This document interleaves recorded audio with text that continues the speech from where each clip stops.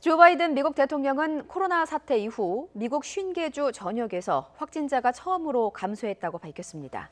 백신 접종률도 올라감에 따라 이제 해외 백신 풀기를 본격화하는 모양새입니다. 국제부 조수영 기자와 함께 자세한 소식 살펴보겠습니다. 네, 어서 오십시오. 안녕하세요. 예, 미국의 코로나19 지표가 좀 개선되는 상황을 보이고 있군요. 네, 그렇습니다. 바이든 대통령이 며칠 전에도 백악관 로즈가든에서 연설을 했는데요. 예. 이번에는 백악관 이스트룸에서 코로나19 관련 연설을 했습니다. 바이든 대통령은 현지 시각 17일 기준으로 코로나 사태 후 처음으로 확진자가 50개 주 전역에서 감소했다고 밝혔습니다. 아직 17일 기준으로 한 공식 집계는 나오지 않았습니다만 지난 15일 기준으로 한 CDC 집계를 보면요. 미국의 신규 확진자는 2만 8천여 명으로 감소했고 일주일 평균은 3만 1천여 명이었습니다. 예. 신규 확진자가 사상 최고치를 기록했던 게 지난 1월 8일, 당시에 31만 2천여 명이었는데 10분의 1 아래로 대폭 줄어들었죠. 예. 바이든 대통령은 또 미국의 백신 1차 접종률이 60%까지 올랐다며 치적으로 부각했습니다. 그러나 확진자와 사망자 감소 추세가 계속 이어지리라고 자신할 수는 없다며 다시 급증세를 겪을 수도 있다고 경계했습니다. 네.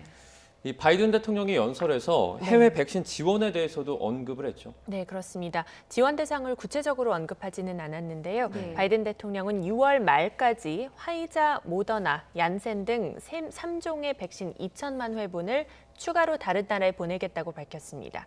앞서 아스트라제네카 백신 6천만 회분을 해외로 보내겠다고 했었죠. 예. 그래서 이를 포함하면 6월 말까지 미국의 해외 백신 지원 규모는 모두 8천만 회분에 달합니다. 바이든 대통령의 발표 내용 들어보시겠습니다.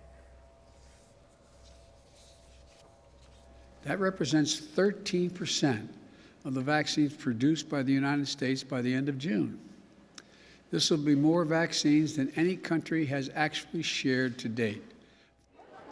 네, 한국 정부도 미국의 백신 지원을 요청한 상태여서 이번 지원 대상에 포함될지 관심이 쏠리고 있습니다.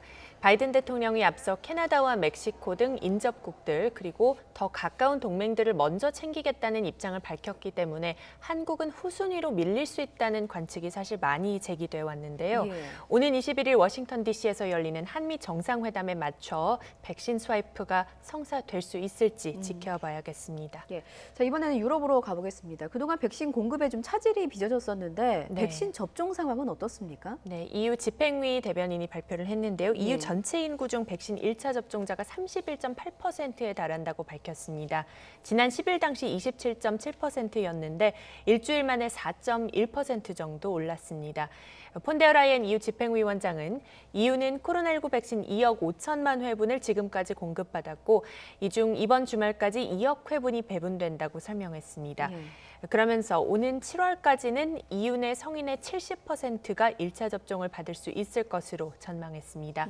폰데라이언 위원장은 또 유럽의약품청이 이번 달 안에 12세 이상에 대한 화이자 백신 사용을 허용할 것이라고도 밝혔습니다. 예. 이제 화이자 백신의 경우에는 보관과 유통이 까다로운 것으로 알려져 있는데 유럽의약품청이 보관 권고 기준을 변경했죠. 네, 화이자 백신의 경우 품질이 워낙 높다 보니까 그만큼 이제 보관이나 유통 기준도 까다로운데요.